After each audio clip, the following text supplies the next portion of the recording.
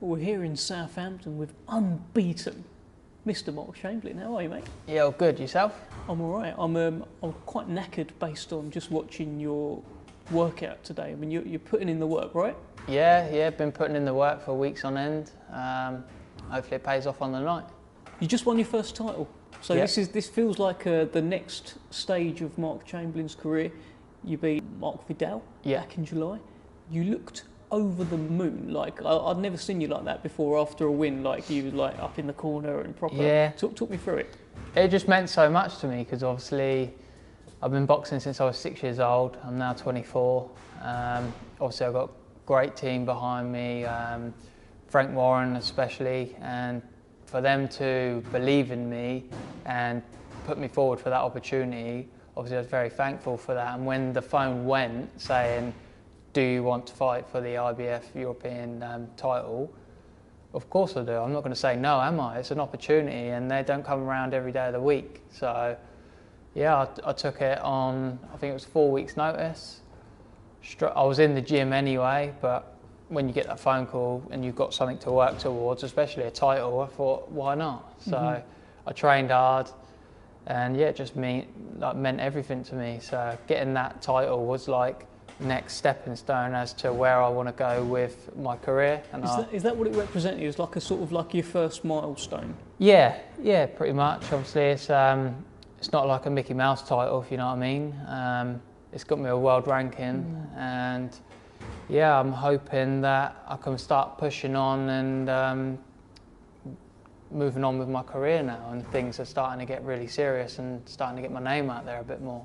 Yeah, well that was a serious opponent in that Marc Vidal. It looked like you might have got him out of there in the first round, but I guess you learnt that they're not all just going to go like that, and he was there still in the 10th. Yeah, well, I think it was the first round. He come at me, I think I had my back on the ropes and I caught him on the chin and his legs buckled. I thought this ain't going to go on for much longer. Yeah, he was like the Terminator, just kept coming at me. But I suppose I'm at that level of my career now where I need these fights. And if it did go over in the first round, I'd have been annoyed, not with myself, but you put all that hard work in the gym and for someone to curl up in a ball. And so I got them 10 rounds in, and them 10 rounds meant everything to me because I learnt a lot in that.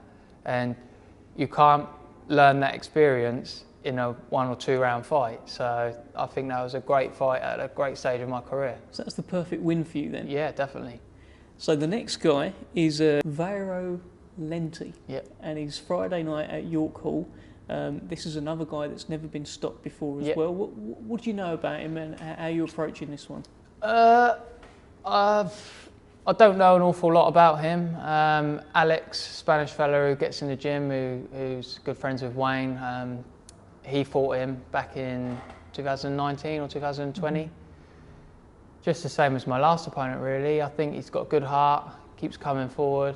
But we'll see. I'm sure if I can get him to come forward onto a backhand and mix the shots up, let's see how quick he comes forward then.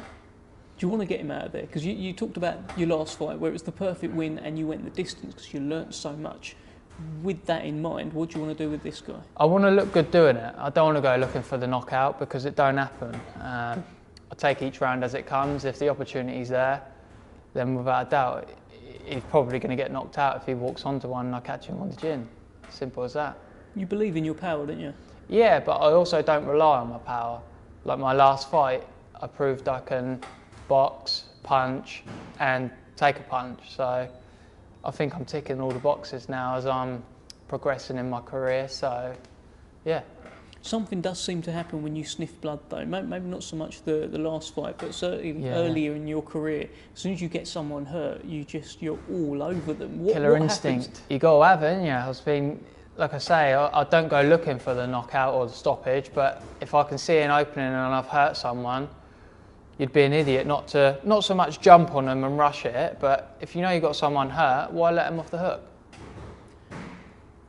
You look to be going down this IBF route then at the moment, and this is the first defence of that title. For me, there's not that many standout British lightweights right now. It feels like that scene is wide open for the British titles being contested between Gwynn and Woodruff. Yeah. But do you consider yourself to be at that level? You're ready for that now, kind of thing? Yeah, I mean, I don't want to run before I can walk, but I believe I'm at that sort of level, and I've got to fight that level of opponent to get to the next level. So yeah, I truly believe I can win a British title. If that fight got offered to me after this fight, obviously I'm not looking past next Friday, but yeah, I would take that fight without a doubt. Where do you put yourself in Britain at the moment? Out of all the British lightweights? I believe I'm up there with the best. If you don't believe in yourself, then what are you doing, I suppose? I truly believe I'm up there with the best, and there's only one way to find out. It's getting the right fights at the right time and pushing on, I suppose. So I noticed you've been doing a bit of sparring with Robbie Davis as well. You went out to Tenerife and did some work out there as well. Tell me about some of that. Yeah, it was good. Obviously, all as it's done here was rain for the past month. Relentless. It's been frosty and just puts a downer on everything. So it's like, you don't want to be getting up, going running in the cold and in the rain. You just can't do it, and you make yourself ill. So we decided as a gym that we was going to go out to Tenerife and get a bit of training in the sun. And I think that done me a world of good out there that week, because it's all like high altitude running and it was warm. And it was just a change of scenery. It was nice. So yeah, went out there, done a lot of work, and then come back. Still cold. Yeah. But you got to get on in life, haven't you? And Robbie Davis, you did a bit of work with him as well? Yeah, sparred Robbie. It was about 2 weeks ago, 2.5 weeks ago now. Yeah, no, it's good sparring. Learnt a lot, and yeah, I truly believe it's like sparring Robbie at obviously the level he's fought at. I can hold my own with them boys, so it proves what level I'm at. So I believe with the right people behind me, I can get to the top. And another guy in the Frank Warren Queensberry stable who has all the self-belief that you do, who also believes he can get to the top, is Sam Noakes. Your names are forever linked until you fight, and probably it'll be such a good fight they'll be linked forever afterwards. What are you making of his career? He's now reached 10-0 with 10 knockouts, the thing that he wanted to do. Were you looking on sort of like fair play, or were you like, don't know about that? Like, what were you thinking when you saw it? Yeah, I take my hat off to him. I mean, it's a good record, isn't it? But same again, so I say it's not all about the knockouts, but obviously he's got 10 fights, 10 knockouts.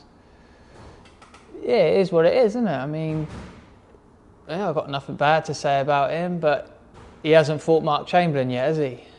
And there could be a little blemish on his record when that does happen, so we'll see. Do you think he'll want to fight Marc Chamberlain anytime soon?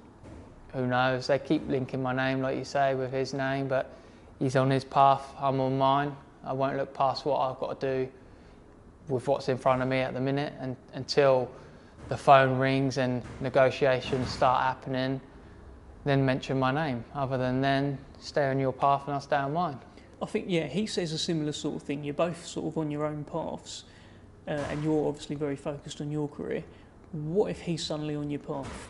What happens then? Well, then he's in my way, and the fight will happen and he'll get beat by me. As simple as that. I've got nothing else to say. No doubt he'll say the same. I think he will. What about Vairo Lenti then on a Friday night at York Hall? How do you see this fight playing out?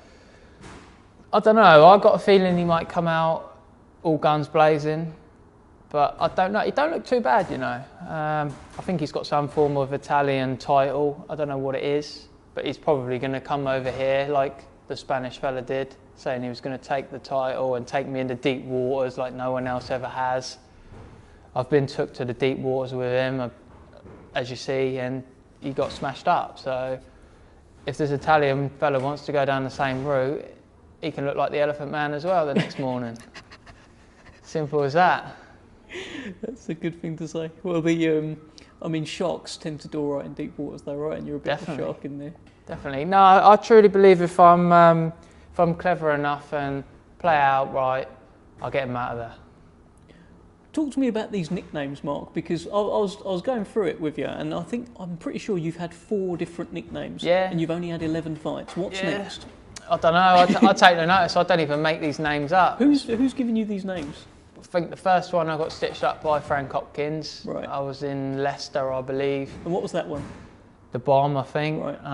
I'm stood there waiting to weigh in, and obviously they announce your name, and I'm thinking, who's that? And I'm getting pushed.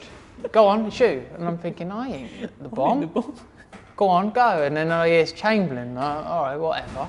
But yeah, no, I just, like I said to you, call me whatever you want. I'll just go in there and do what I've got to do, because it won't affect my performance. I don't care what people call me or what they got to say. There's always someone out there that's got something to say or a name. So yeah, call me what you want, and I'll still turn up on the night. Don't matter. Well, I think maybe we'll call you an unbeaten IBF European lightweight champion on Friday night. That sounds alright though, doesn't it? Definitely, yeah. And still, isn't it? And still, that's the one. Marc, great speaking to you. Thanks for having us down, and we look forward to Friday. No problem. See you Friday.